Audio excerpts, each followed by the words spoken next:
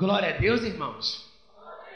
Que a graça de Deus esteja sobre a sua vida e que no nome de Jesus você perceba o livramento de Deus. Abra sua Bíblia, por favor. Amém? No livro de Marcos, capítulo 10, rapidinho. Amém? Evangelho de Marcos, capítulo 10. Marcos, capítulo 10, versículo 46 em diante.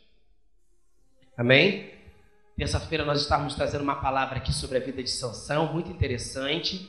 Amém? Eu te aconselho até estudar um pouco mais sobre a vida de Sansão e eu tenho certeza que você vai aprender. Marcos, capítulo 10, versículo 46. Diga, abriu aí? Abriu, irmão? Amém? Diz assim, versículo 46. Marcos, capítulo 10, versículo 46, santo e santa de Deus.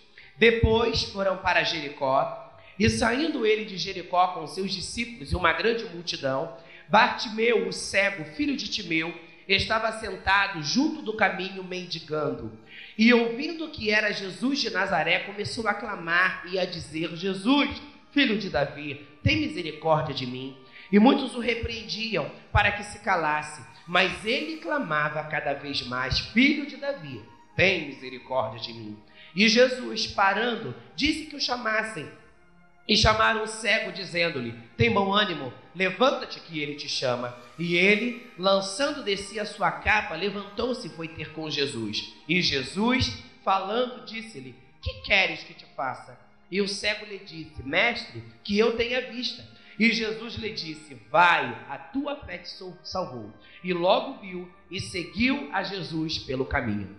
Amém? Que Deus abençoe você na leitura deste texto e que você possa pegar esse texto e aplicar à sua vida e entender de que maneira Deus hoje quer falar ao seu coração.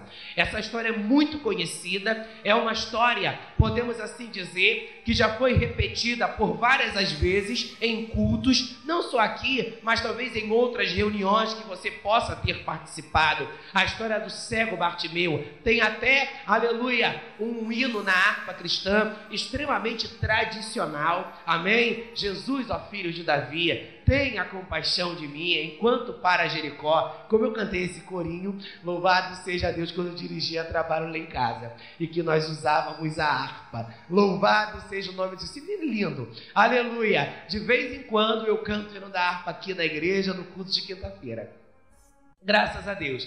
Esse texto, aleluia, fala de um homem, amém, que tudo leva-nos a entender e crer que ele era um cego de nascença e em decorrência dessa cegueira ele vivia na mendicância. Amém? Eu escolhi falar sobre o cego de Jericó, o cego Bartimeu, aleluia, dentro do texto do Evangelho de Marcos, porque o livro de Marcos, ele é um livro muito interessante. Nós sabemos que em cada evangelho o Senhor é apresentado de uma forma especial. Quando você lê o Evangelho de Mateus, você vai descobrir do capítulo 1 em diante que o Senhor ali no Evangelho de Mateus, ele é apresentado como o rei dos judeus. Tanto que quando você lê o Evangelho de Mateus, faz-se menção no primeiro capítulo sobre o quê? Sobre a genealogia de Jesus. Por que o escritor do Evangelho de Mateus, ele faz questão de falar da genealogia de Jesus? Porque um judeu, ele era muito conservador e muito tradicionalista,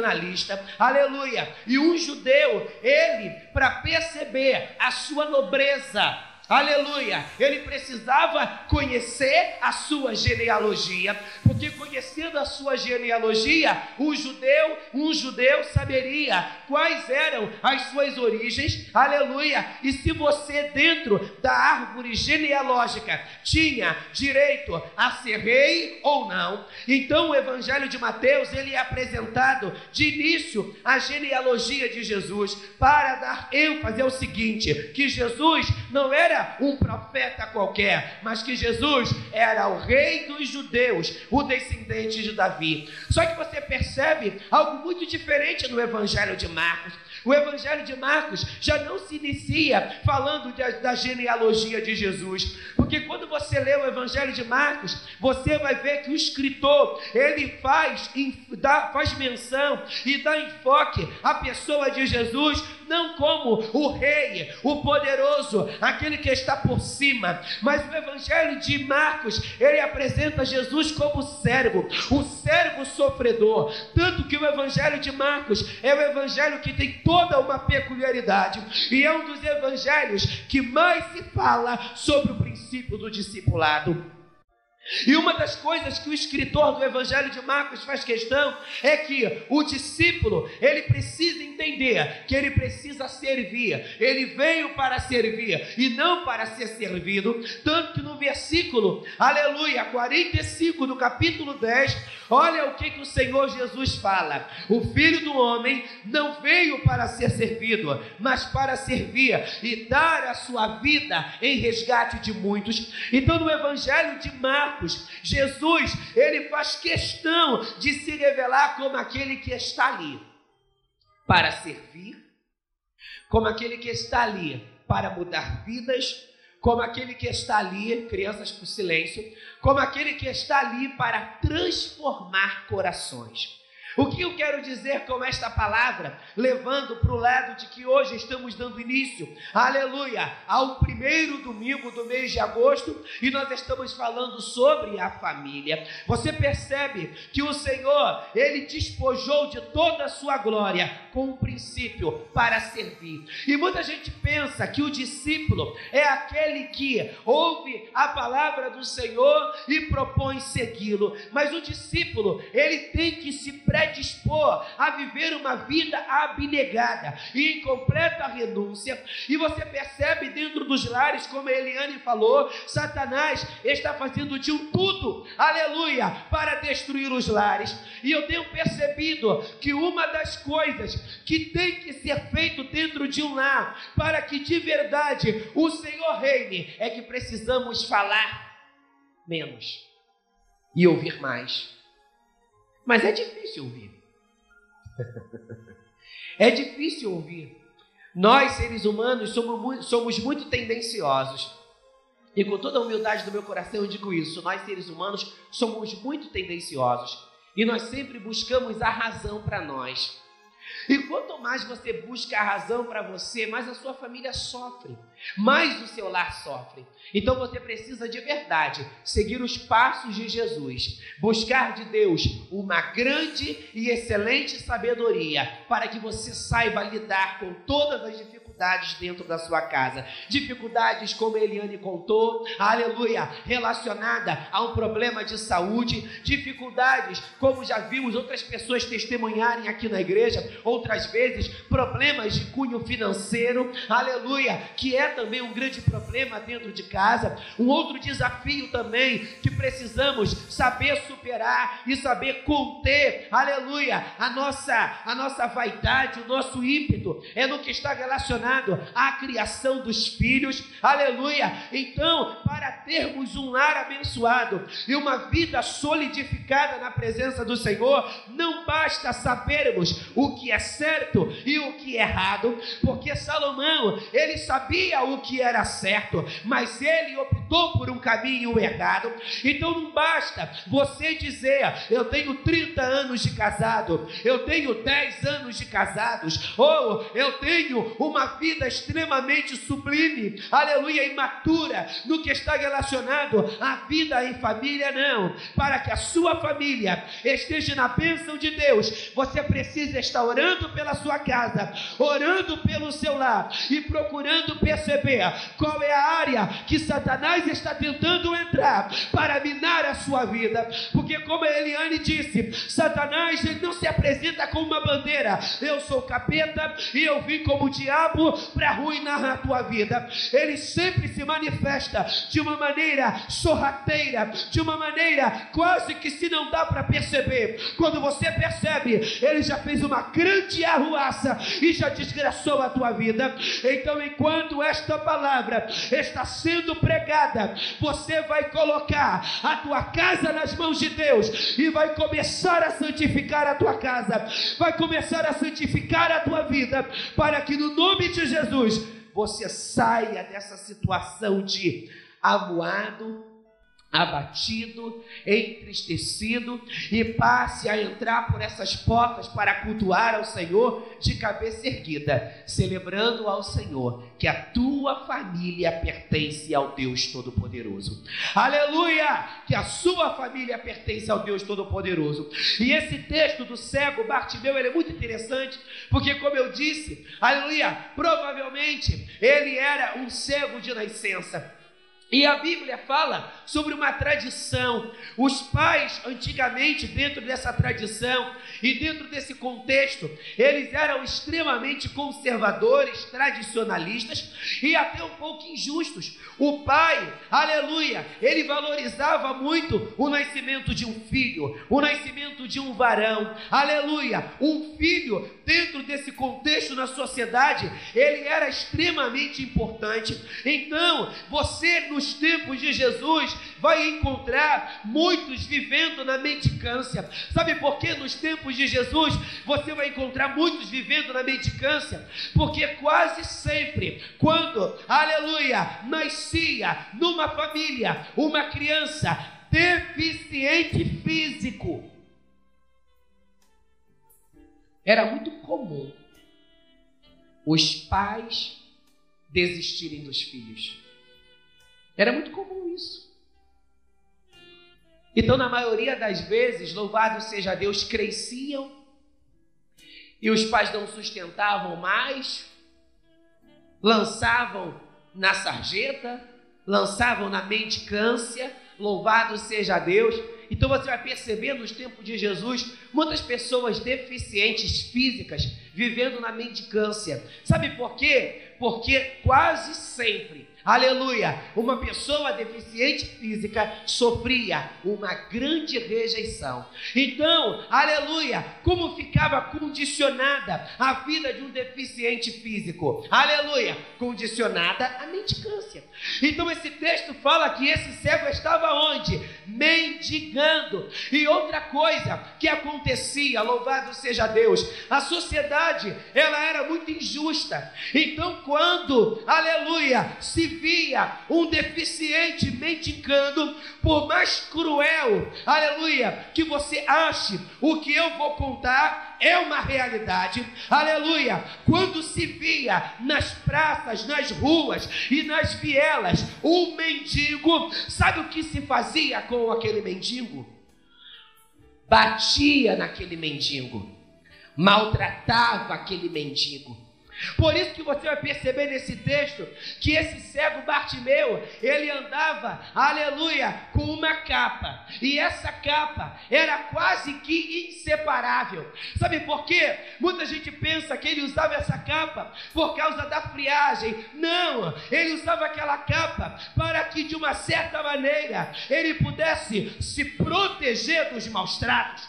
Então você percebe que quando Jesus passa por Jericó e esse homem ouve falar de Jesus, você percebe que ele começa a clamar por Jesus, porque provavelmente ele deve ter ouvido de outros que passaram por ele, que existia naquela cidade um homem chamado Jesus, que estava reconstruindo lares, estava restituindo casamentos, estava mudando vidas, estava curando enfermos, estava fazendo reviver aquele que tinha morrido. E eu quero crer que quando ele ouve este testemunho sobre a pessoa de Jesus, aí sente no coração dele uma esperança, e ele decide no seu coração esperar que Jesus passasse por ele, para que ao Jesus ter passado por ele, ele pudesse clamar por clemência, para que Jesus mudasse a sua história.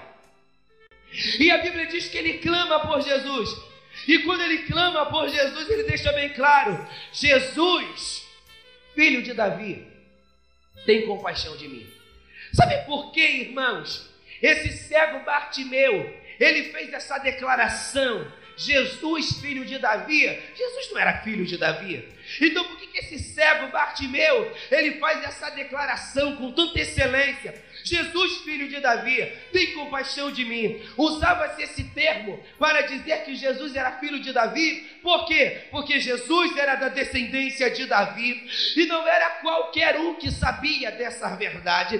Sabia dessa verdade aquele que procurava especular sobre a origem e sobre a vida de Jesus. Então entendemos que este cego, ele provavelmente, antes de ter um encontro com Jesus, ele já tinha ouvido falar de Jesus, e ele tinha percebido que só Jesus podia modificar a sua história de vida. Jesus pode modificar a nossa história de vida. E ele clama. E o interessante é que Jesus sempre junta uma grande multidão. Quando aquele cego começa a clamar, aleluia, incessantemente, ele é repreendido. E a Bíblia diz que os homens dizem para Jesus, para aquele cego: deixe de clamar. Deixe de clamar, porque ele não vai te ouvir.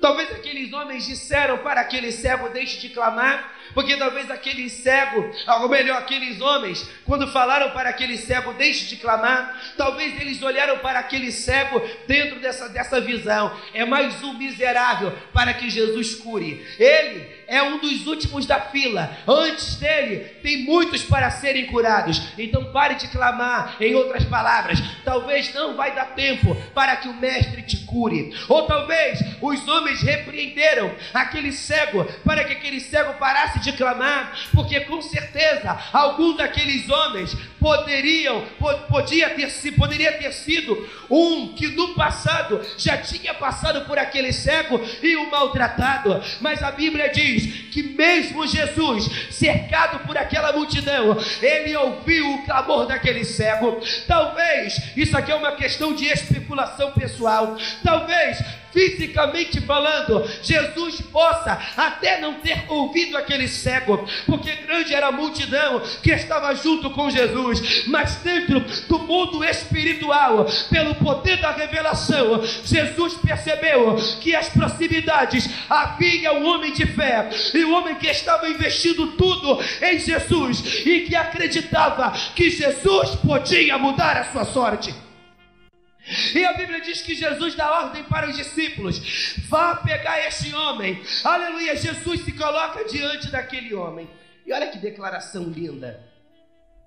Jesus, parando, disse que o chamassem. Chamaram o cego, dizendo-lhe: tem bom ânimo, levanta-te que ele te chama. Em outras palavras, aleluia, tem bom ânimo. Você era um dos últimos da fila, mas eu não sei o que aconteceu lá no coração do mestre, e o mestre decidiu te colocar como prioridade. Levanta-te que o mestre te chama. E diz assim, e ele, lançando de si a sua capa, levantou-se e foi ter com Jesus. E Jesus, falando, disse: o que queres que te faça? E o cego lhe disse: mestre, que eu tenha vista. Sabe o que Jesus declara para ele? Vai, a tua fé te salvou. Você percebe que quando os homens vão até, os discípulos vão até aquele cego e diz: levanta-te, porque o mestre te chama. A Bíblia diz que uma das coisas que esse cego faz antes de se colocar de pé para ir ter com Jesus, ele abre mão daquela capa. Então aquela capa era figura de sofrimento, aquela capa era figura de maus tratos, aquela capa era figura da miséria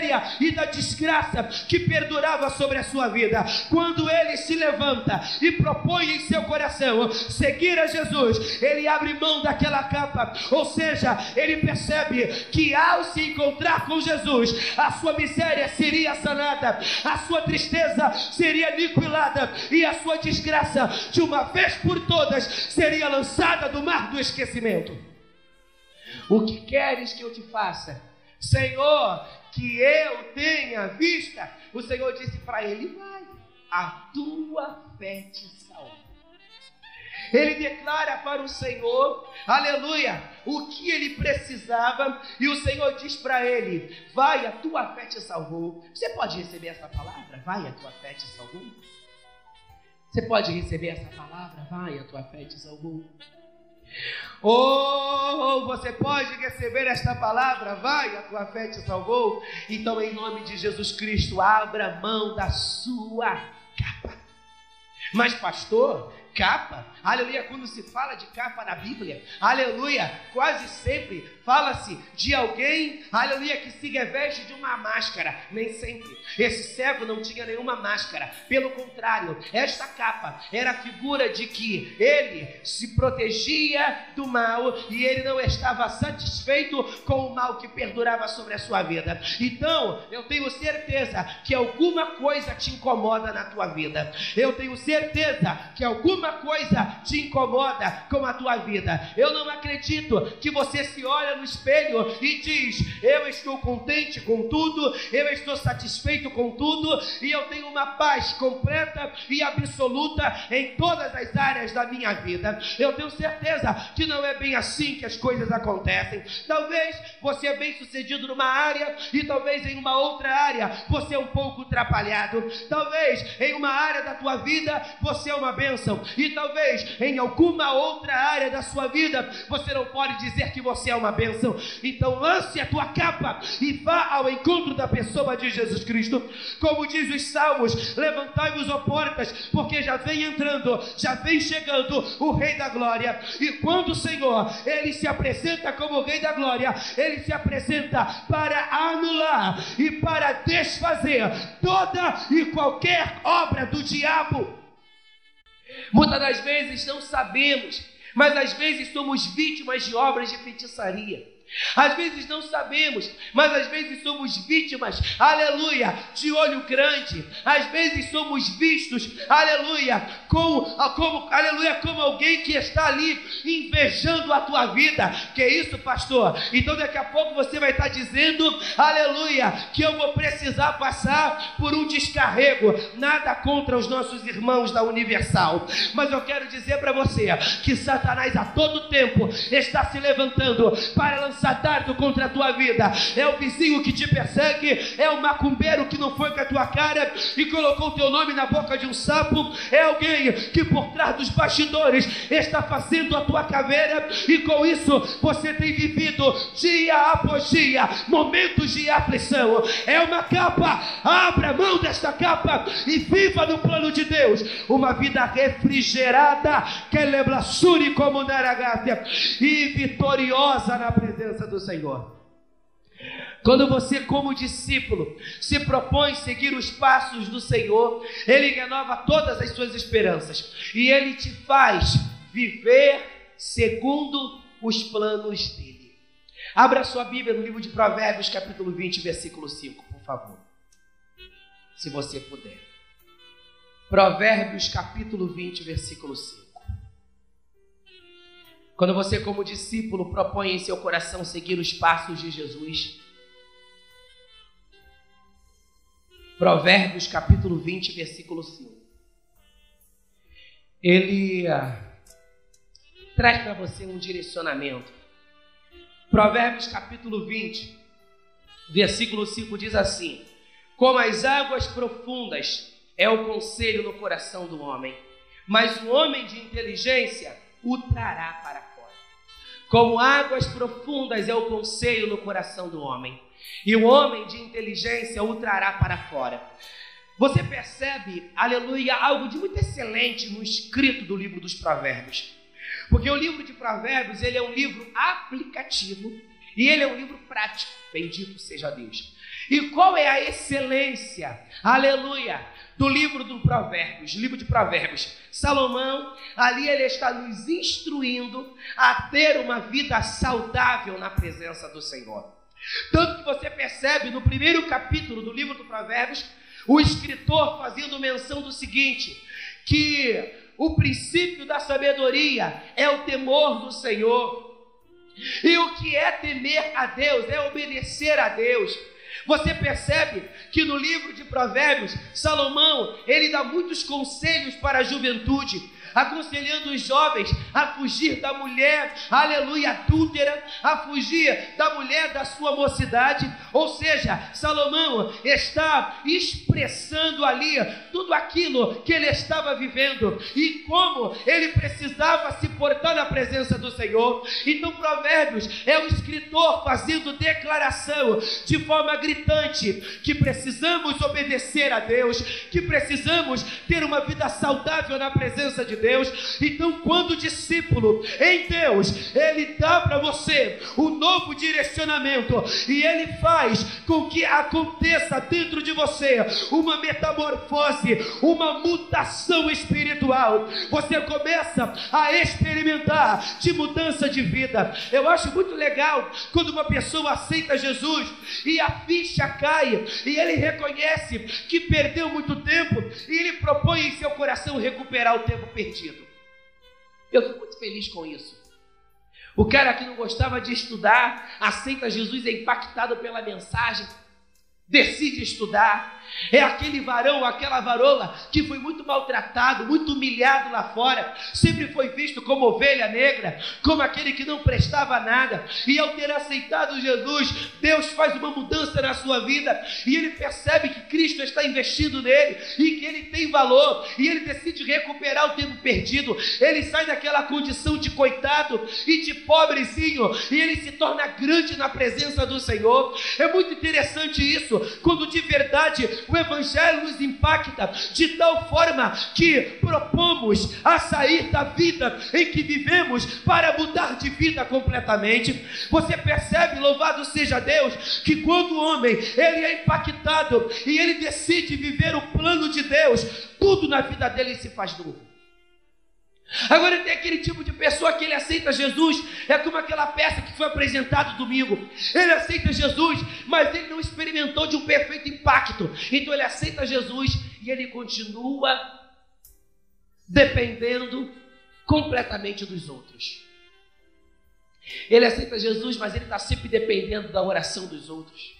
Ele aceita Jesus, mas está sempre dependendo do que o profeta vai dizer para ele, ou do que o profeta não vai dizer para ele. Ele aceita Jesus, mas ele continua, me desculpe essa expressão, ele continua como piolho, vivendo pela cabeça dos outros. Manda ele andar de verde, ele anda. Manda ele andar de preto, ele anda. Manda colocar uma melancia pendurada na cabeça, ele anda. Ou seja, ele aceitou Jesus, mas ele ainda não sofreu uma mutação. Mas Deus hoje quer nos livrar dessa mediocridade e ele quer nos dar uma excelência. Você sabia, louvado seja Deus, que o poder de Satanás está limitado por causa de você?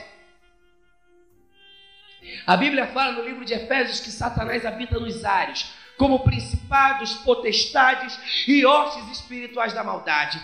E dentro, ali de uma dimensão espiritual, sabe por que Satanás, para ele, aleluia, está a habitar na terra? Ele precisa de um corpo, porque o poder da igreja, na pessoa do Espírito Santo, restringe e limita o poder de Satanás.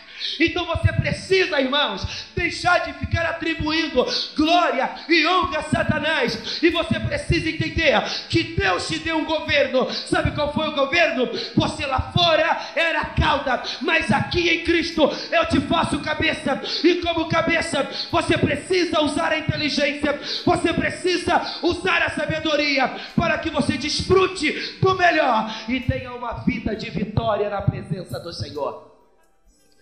Então começa a deixar que o Senhor mude a tua vida.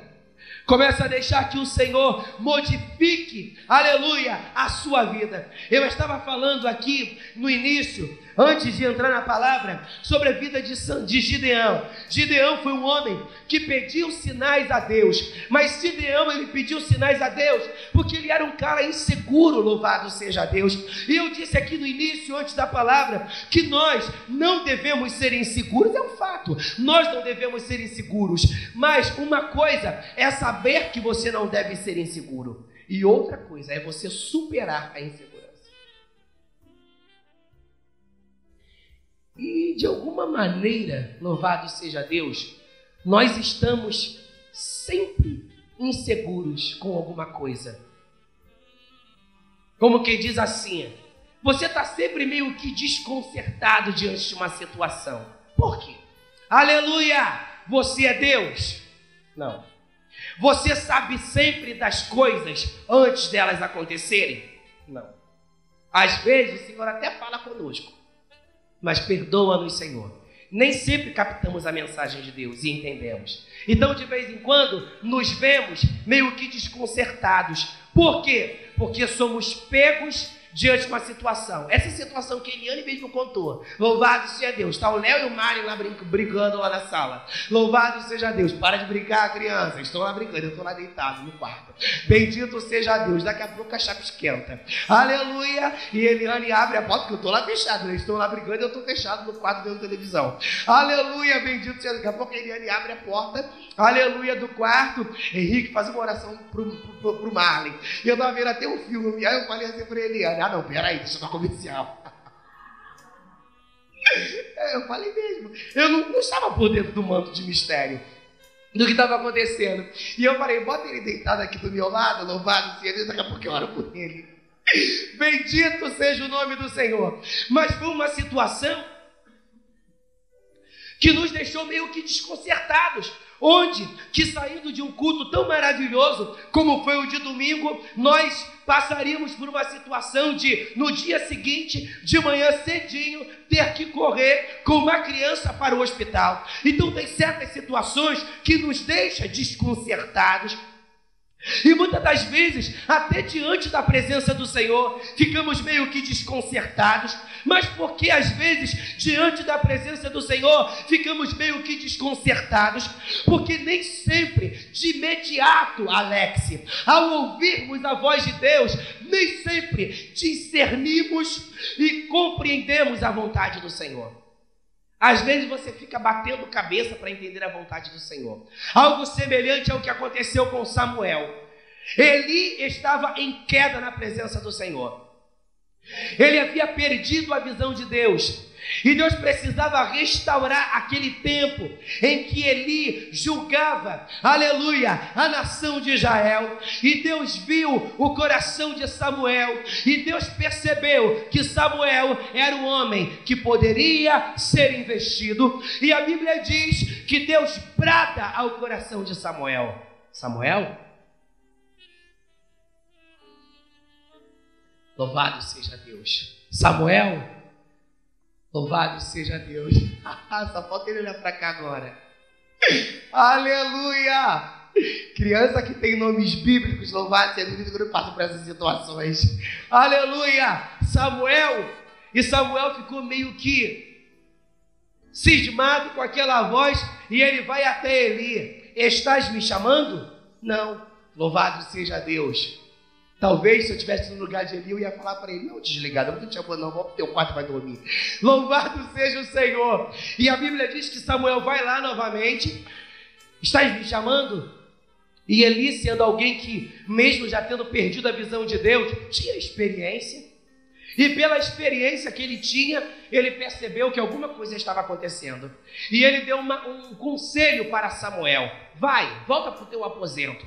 E se essa voz ecoar, entenda, é o Senhor que está te chamando. Se prostre diante do Senhor e diga a Deus, eis-me aqui, fala que o teu servo está ouvindo. Então, assim como aconteceu com Samuel, de não conseguir discernir a vontade de Deus, às vezes isso acontece conosco, não conseguimos de imediato discernir a vontade do Senhor. Aí tem alguém que nos conduz para dizer para nós, é o Senhor que está falando contigo. Então, assim como aconteceu com Gideão, ele estava meio que inseguro e duvidoso, sem saber o que fazer. Aí o que ele fez? Na hora da dúvida, ele pediu sinais a Deus, e Deus deu sinais para Gideão. Aí ele começa a confortar o seu coração e está seguro de uma coisa: Deus está comigo e eu preciso fazer o que é necessário.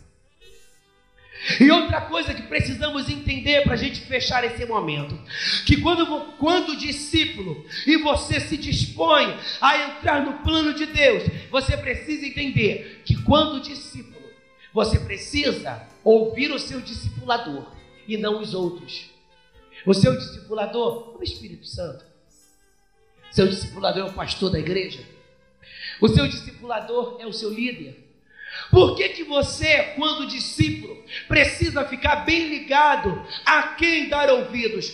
Porque a Bíblia diz que não devemos nos deixar influenciar pela opinião dos outros. Salmo 119, versículo 105. Senhor, lâmpada para os meus pés lâmpada para os meus pés é a tua palavra, e luz para o meu caminho. Então sabe quem deve ser luz, trazendo direcionamento para a tua vida? Não os outros, mas o próprio Senhor. E nós precisamos entender que quando nós vivemos na presença do Senhor, acontece algo interessante. Você vence sempre. Quando você está na direção de Deus, você sempre vence. Quando você está na direção de Deus, você sempre dá a volta por cima. Moisés sai do Egito meio que fugido, por ele ter matado aquele egípcio. Mas lá, aleluia, naquela terra do seu sogro, ele tem um encontro com Deus. E ele volta para a terra que outrora ele havia saído meio que fugido, e ele volta para aquela mesma terra, como dizem aí fora, por cima da carne seca, declarando: o eu sou me enviou, Faraó, e eu estou diante de ti para fazer o que Deus tem me orientado. Então, quando você está no plano de Deus, quando discípulo, você vence. Outra coisa, quando você está no plano de Deus, você jamais será envergonhado. O Robson estava falando aqui hoje pela manhã que quando não evangélico, ele já foi envergonhado. Talvez você já foi maltratado, talvez você já foi humilhado, mas quando a Bíblia fala de ser envergonhado, ou seja, Deus está dizendo: os teus inimigos armarem contra a tua vida para que você se veja nu diante de uma situação, ou seja, sem saber o que fazer. Quantas das vezes pessoas nos colocam à prova? Quantas das vezes pessoas se aproximam de nós, se aproximam de você, te faz perguntas, entrevista você, aparentemente sem maldade alguma, mas depois o varão desenrola um mistério e você descobre, aquela pessoa quer saber da tua vida, quer especular sobre a sua particularidade. Mas quando você está no plano de Deus, você não é envergonhado. Sabe por quê? Deus te dá uma sabedoria para que você fuja da garra dos inimigos. A Bíblia diz que Salomão se viu numa situação quase que difícil. Foi até o Pablo que um tempo desses atrás aí participou de uma peça e ele fez esse papel.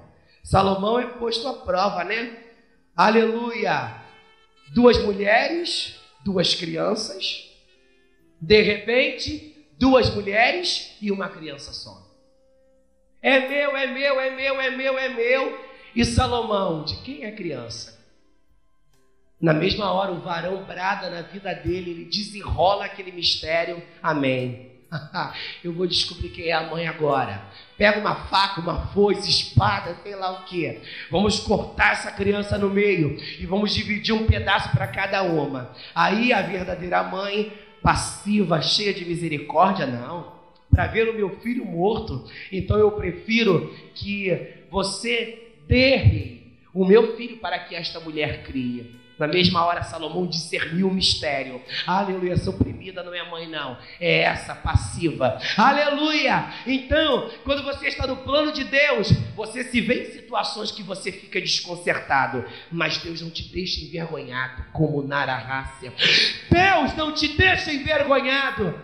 A rainha de Sabá, aleluia. De vez em quando a Eliane fala sobre isso lá em casa. Aleluia, ela sabe um pouquinho. Glória a Deus, o mistério é passado. A rainha de Sabá, louvado seja o nome do Senhor, ela percebe a fama de Salomão. Ninguém captou, pelo menos eu creio. Glória a Deus. A rainha de Sabá ouve falar de Salomão E ela também era uma rainha, louvado seja Deus, conhecidíssima. Louvado seja o nome do Senhor. E ela vai até Salomão para colocar Salomão à prova. Se ele é tão sábio, se ele é tão excelente, se ele é tão chique. Louvado seja Deus, eu vou testar ele. Aleluia. Para que eu descubra se ele é realmente tão sábio como muitos têm dito. E ela vai até Salomão. E a Bíblia diz que ela vai com um enigma para provar Salomão, para experimentar Salomão, para saber se de verdade Salomão estava no plano de Deus, se era homem de Deus. E se ele não fosse homem de Deus, ele seria envergonhado. E a Bíblia diz que essa mulher põe esse homem à prova. A Bíblia não é clara, já estamos encerrando. A Bíblia não é clara em dizer para nós de que maneira essa mulher experimentou Salomão. Mas conta-se uma história, e eu quero contar essa história. Conta-se uma história que essa mulher, louvado seja Deus, tinha um homem que estava ao seu serviço, no seu palácio, um homem muito sábio, louvado seja Deus. Como é que é o nome das pessoas que fazem essas coisas aqui, Eliane? Artesão. Vamos usar esse termo aí. Tinha um homem no seu reinado muito sábio. E ele era um exímio artesão. E ela diz para ele: você vai fazer uma flor, mas uma flor tão bela, uma flor tão perfeita. E depois de você ter feito esta flor, nós vamos pegar uma flor natural. E essa flor que você vai fazer, ela tem que ser idêntica, igual, perfeita, como a feita pelas mãos de Deus. E a Bíblia diz que eles vão em direção ao palácio de Salomão. Salomão percebe a presença daquela mulher, manda que os seus servos a sirvam. Aleluia. E quando ela chega no palácio de Salomão, ela fica deslumbrada, impressionada, chocada, porque tudo no palácio de Salomão era incomum, ou seja, nunca visto. A riqueza e a beleza era extraordinária. E ela vai pôr Salomão à prova. E conta-se uma história que ela põe as duas flores diante de Salomão, para que Salomão descubra qual é a flor natural e qual é a flor artificial. Era tão perfeita, tão perfeita, tão perfeita, que era quase que impossível descobrir qual era a verdadeira. Diga assim comigo: quando Deus está com o homem, Deus o livra de situações constrangedoras. Você pode dar glória a Deus? Conta-se uma história que Salomão ficou impressionado, porque de início ele não conseguiu captar qual era a flor natural e qual era a flor artificial. Mas eles estavam no pátio daquele palácio. E Deus permite que apareça. Isso é uma história, tá, irmãos? É uma historinha. Louvado seja Deus. Não vai depois dizer que isso aí está na Bíblia, não, hein? Aleluia! Bendito seja Deus. E conta-se uma história que Deus permite que apareça, louvado seja Deus, um inseto, talvez uma abelha. E aquela abelha entra naquela flor artificial, não permanece muito tempo. Também não tinha nada para ela sugar ali, é óbvio. Louvado seja Deus. Cadê a nossa irmã botânica, bióloga, sábia? Louvado, se eu falei alguma coisa errada, me corrija, Rosilene. Aleluia! E aquela abelha, ela entra naquela flor artificial e ela não fica muito tempo. Aí o que ela faz? vai para outra flor. E Salomão, a rainha não percebeu isso, mas Salomão percebeu, cara, ele estava ligado, louvado seja Deus. Ele estava ligado que ele precisava sair daquela. Bendito seja Deus. E a abelha, ela entra na flor natural e ela fica mais tempo, com certeza, colhendo o quê? Colhendo o quê? O pólen. Aí Salomão, aquela mulher pergunta para Salomão, e aí, bonitão? Louvado seja Deus. Qual é a artificial e qual é a natural? A Bíblia diz que Salomão não perde tempo na direção de Deus, porque ele percebe que aquela abelha fica mais tempo dentro daquela planta, daquela flor natural, e ele diz, esta é a flor natural. Aquela rainha fica chocada, louvado seja Deus, mas ao mesmo tempo maravilhada, porque ninguém antes de Salomão havia passado por aquele teste e havia sido bem sucedido. Então Salomão, ele, aleluia, consegue se safar daquela situação. Sabe por quê? Deus estava com ele. Você pode dar glória a Deus? Então saiba que quando estamos no plano de Deus, você não é envergonhado. Outra coisa, quando você está no plano de Deus, você reina. Sabe por quê? A Bíblia diz que Deus nos chamou para ser cabeça e não cauda. Então quando você está no plano de Deus, você reina. Mas pastor, como eu posso reinar se eu tenho experimentado perdas em minha vida? Meu amado, para quem está na direção de Deus, perder é ganhar. Talvez está diante de você uma aparente bênção, mas não é bênção nada. Por isso que Deus tirou do teu caminho. Era prova, é laço, vento, porque o que é teu está nas tuas mãos. Então quem está no plano de Deus reina. Mas pastor, era bênção e eu perdi. Era bênção e você perdeu. Eu quero dizer para você, Deus é Deus de oportunidade. Se era teu mesmo, se era tua mesmo, o emprego, a namorada, o namorado, se é teu mesmo, levante as mãos assim comigo e diga assim, vai voltar para minhas mãos. Glorifica ao Senhor. Irmãos, quando é teu mesmo. Aleluia. Teve um pega-pra-capá entre eu e Eliane, quando a gente estava namorando, louvado seja Deus. Coisinha boba. Louvado seja o nome do Senhor. Boba mesmo. E a gente desmanchou, louvado seja o nome do Senhor. Ficamos 1 ano separados, 1 ano mesmo. Louvado seja Deus. Uma vez, uma colega minha, ou seja, esposa de um amigo meu, ela falou assim para mim, vocês se gostam? Por que você está falando isso? É a Luciana, esposa do Vandeci. Por que você está falando, vocês se gostam? Porque assim, quase sempre a Eliane vem aqui no culto.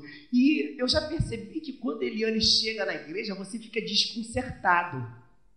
E eu já percebi, louvado seja Deus, que quando a Eliane está na igreja, ela não tira os olhos de você. Vocês vão voltar. Louvado seja Deus. O que é teu?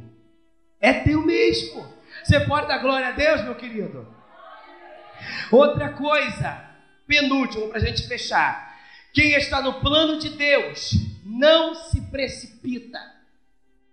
Tem um ditado aí, né, irmãos? Qual é? Precipitado come cru. Mas, biblicamente falando, precipitado, Alessandra, não come cru.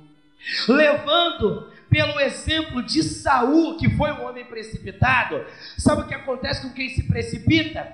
Precipitado não come cru, na visão de Deus não. Precipitado morre e perde a bênção. Então, se você está se precipitando, você vai morrer pelo meio do caminho, vai naufragar pelo meio do caminho. E outra coisa, vai perder a bênção. Então não se precipite querendo dar o teu jeito, contar umas histórias, ali ficar correndo atrás. Espera o tempo de Deus. Se é o emprego, Deus vai te dar. Se é o casamento, Deus vai te dar. Se é uma conquista no teu ministério, as portas vão se abrir ao seu tempo. Outra coisa, fechando, quem está no plano de Deus, quem está no plano de Deus é respeitado. Quem está no plano de Deus é respeitado. O que é isso, pastor? Vamos nos colocar de pé. Quem está no plano de Deus é respeitado. Ah, pastor, eu já fui. Segura só um pouquinho o som aí, não entra agora não. Aleluia, mas já fica já em posição de sentido ligado. Bendito seja Deus. Que isso, pastor? Quem está no plano de Deus não é envergonhado.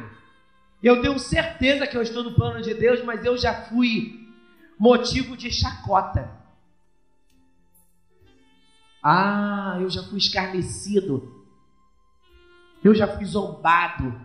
Já olharam para o que estava em minhas mãos e riram, dizendo: você tem muito pouco. Como é que tu vai comprar esse carro? Você tem muito pouco. Oh, como é que dizem aí fora, meu camarada?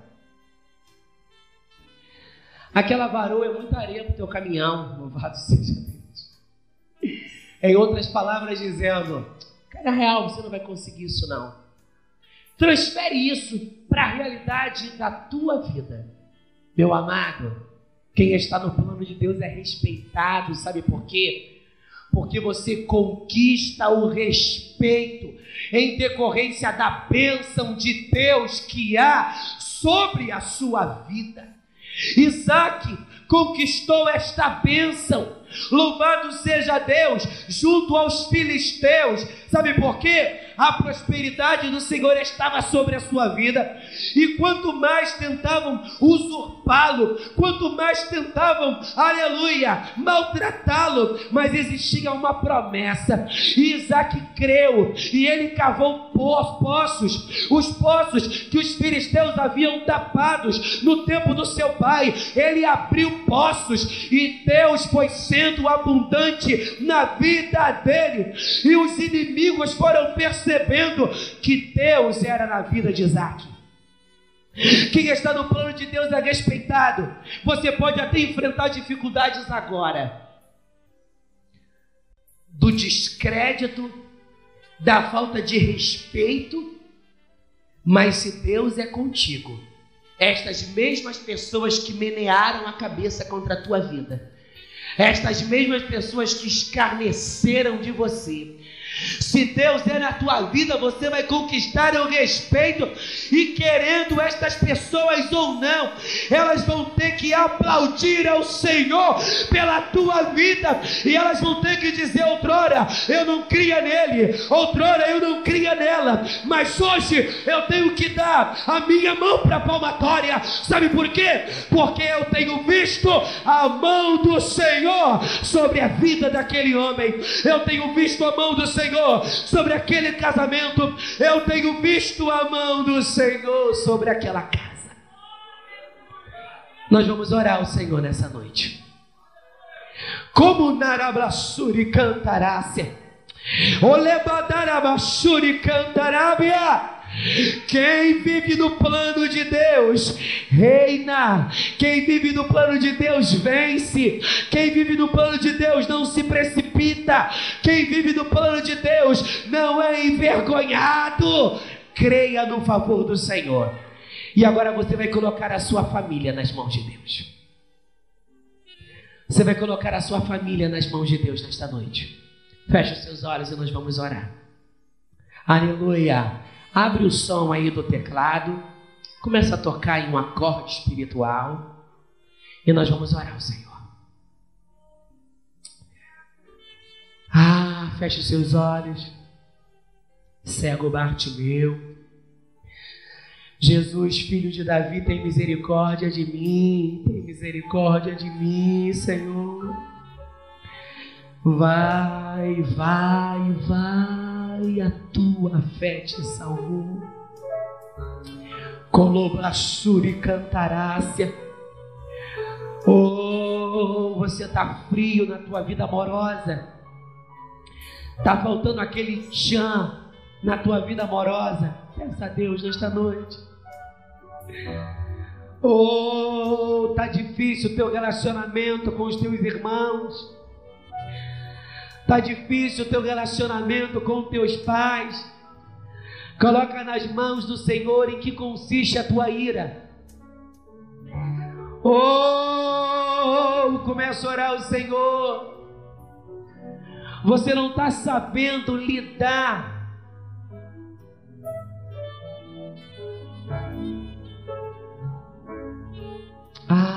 no teu relacionamento com os teus filhos.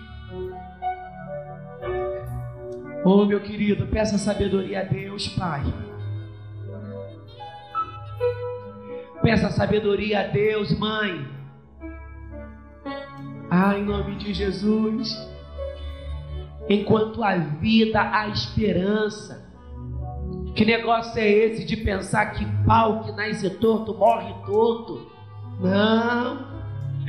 Talvez há um desvio de conduta, há um desvio de personalidade, talvez há uma duplicidade na vida desta pessoa, e você não está sabendo lidar com essa situação. Oh, que a unção de Deus esteja sobre a sua vida, e que você consiga, aleluia, receber esta palavra. Vai, a tua fé te salvou. Vai, em nome de Jesus. Eu quero colocar os lares aqui representados em tuas mãos. Senhor, eu sei que tu abre portas onde não existem portas, Senhor. Pode o Senhor preparar uma mesa no deserto? Sim. Senhor, as esperanças daquele cego foram renovadas. Se ele era um cego de nascença, ele sofreu rejeição na sua infância, ele sofreu ali maus tratos quando adulto. Oh, talvez, Senhor, ele já, com certeza, talvez, ele pode ter tentado contra a sua vida, como um pedido de socorro. Não vale a pena viver, mas eu percebo que tu tinha um plano na vida daquele homem, fazer daquele homem um discípulo em tua presença. E quando o milagre acontece na sua vida, a Bíblia deixa bem claro que ele se torna uma criança na presença de Deus, e ele propõe seguir ao Senhor. Deus, eu sei que tu está aqui para nos fazer discípulos e para fazer com que geremos outros discípulos, porquanto salva o lar. Esse cônjuge que não é evangélico e que tem trazido muitos problemas para esta mulher que não é evangélica, que tem trazido problemas para este homem. Senhor, esse pai possesso, obcecado, autoritário, oh, este filho, Senhor, como tem sido provocado pela autoridade do seu pai, como tem sido provocado pela autoridade da sua mãe, e quantas vezes ele se vê irado pelos seus pais, e a Bíblia diz que os pais não devem irar os filhos. Em nome de Jesus Cristo, Deus, toma esse pai na tua mão, esse pai que não está sabendo lidar com a adolescência desse filho. Toma nas tuas mãos esta mãe, Senhor, que não está percebendo que Satanás está querendo levar o seu filho para um desvio de personalidade, e coisas estão acontecendo embaixo do seu nariz e ele não está vendo. Abra os olhos desse pai, abra os olhos desta mãe. Leva lá basuri como narabarabarabarabacarabas. Ole calabrabasuri de barabasuri de barabá. Que adarabasuri cantarabarabaxuri carabas. Senhor, em nome de Jesus, vai dando sabedoria. Vai dando sabedoria, Senhor, porque nós não queremos que os nossos lares se tornem alvos fáceis de Satanás. Não, Senhor, não. O nosso lar precisa ser uma extensão da igreja. O nosso lar precisa ter a bênção do Senhor. Diga assim comigo: meu Deus, que no nome de Jesus o meu lar seja transformado. Muda, Senhor, todo problema que tu sabe que há no meu lar. Entra com providência, assim como aquele cego pôs-se em pé. Eu quero me levantar e eu quero ouvir do meu Senhor. Vai tua fé te salvou. Vai, a tua fé te salvou. Celebre a Deus com as suas palmas, porque se você crê, o teu lar está sendo resgatado, o teu casamento está sendo colocado nas mãos de Deus, esta aflição está sendo sanada, e o Senhor está dizendo: não pula do barco, viva o plano de Deus, e toda maldição será transformada em bênção. Assim diz o Senhor. Pode sentar no seu lugar, que Deus te abençoe. Oh, que Deus te abençoe, meu amado. Vá com essa palavra para a tua casa.